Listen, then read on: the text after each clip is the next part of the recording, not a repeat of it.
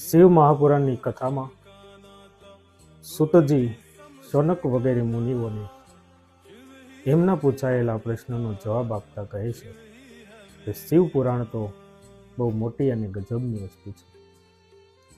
શિવ મહાપુરાણ જો થોડી ક્ષણો પણ ઘડી બે ઘડી સાંભળી લેવાય અથવા તો વાંચી લેવાય તો જીવનમાં ઉન્નતિ આવી જાય છે. આત્માની દુર્ગતિ પણ થતી નથી. આ તાકાત છે શિવ મહાપુરાણની.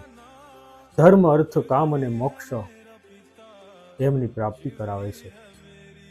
અને આ ત્રણેય તાપોને સમાવનારી એક જ વસ્તુ છે શિવ મહાપુરાણ.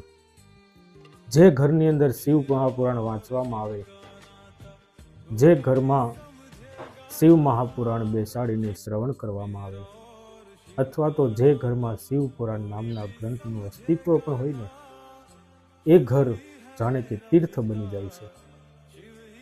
તીર્થ માટે અહીં તહીં ભટકવાની જરૂર પડતી નથી.